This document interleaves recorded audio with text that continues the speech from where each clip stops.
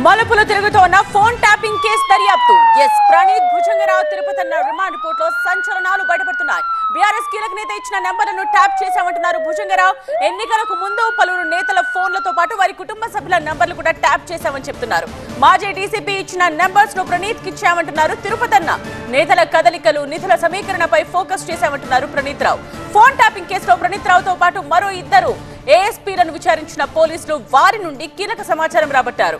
ఓ BRS కీలక నేత ఇచ్చిన ఫోన్ నంబర్స్ ను ట్యాప్ చేసినట్టు పోలీసుల విచారణలో తెలిపారు నిందితులు. ఫోన్ ట్యాపింగ్ కేసులో అరెస్ట్ అయిన స్పెషల్ ఇంటెలిజెన్స్ బ్రాంచ్ మాజీ డీఎస్పీ ప్రణీత్ రావు కేసులో సంచలన విషయాలు వెలుగు చూస్తున్నాయి.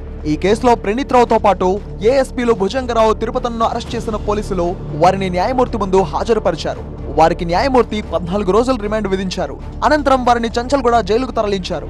ఇక నిందితులకు సంబంధించిన రిమాండ్ రిపోర్ట్ లో కీలక విషయాలు వెల్లడయ్యాయి. సంతానలేమి సమస్యతో బాధపడుతున్నారా? చింతించకండి. సుమారు 90,000 జంటలకు ఆనందం నింపింది ఓఎస్ఎస్ ఫర్టిలిటీ. ఈ రోజే 7825893600 కి కాల్ చేయండి. సంతానోత్పత్తి చికిత్సపై భారీ డిస్కౌంట్లు పొందండి. గుడ్ న్యూస్ చెప్పండి. 7 రోజుల పాటు ప్రణీత్ రావును విచారించిన పోలీసులు పలు కీలక విషయాలను రాబట్టారు. పలు సందర్భాల్లో భుజంగరావు, తిరుపతన్న ఇచ్చిన నెంబర్లు ట్యాప్ చేశామని, ఎన్నికల సమయంలో వందల మంది రాజకీయ నేతల ఫోన్లను ట్యాప్ చేసినట్టు విచారణలో వెల్లడించారు.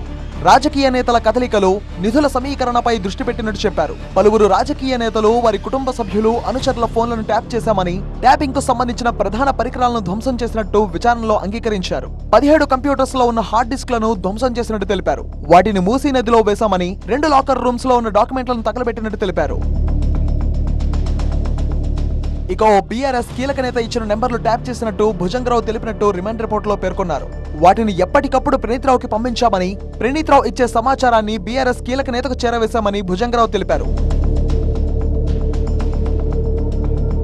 మాజీ టాస్క్ ఫోర్స్ డీసీపీ రాధాకిషన్ రావు ఇచ్చే నెంబర్లను ప్రణీత్ రావుకి ఇచ్చానని పోలీసు విచారణలో వెల్లడించారు తిరుపతన్న. హైదరాబాద్ కు సంబంధించిన సమాచారాన్ని ఎప్పటికప్పుడు షేర్ చేసినట్టు తెలిపారు. డీసీపీ చెప్పిన నెంబర్లతో పాటు కొంతమంది కదలికలను కూడా ట్రాక్ చేశామని తెలిపారు. ఈ కేసులో తాజాగా అరెస్ట్ అయిన తిరుపతన్న, భుజంగరావులను కస్టడీలకు తీసుకుని విచారిస్తే ఇతరుల పాత్రతో పాటు ఎస్ఐబీలో పనిచేసిన ఇతర సిబ్బంది వ్యవహారం కూడా బయటకు వచ్చే అవకాశం ఉందని పోలీసులు భావిస్తున్నారు. మరోవైపు ప్రణీత్ రావును కూడా మరోసారి కస్టడీకి తీసుకోవాలని పోలీసులు యోచిస్తున్నారు.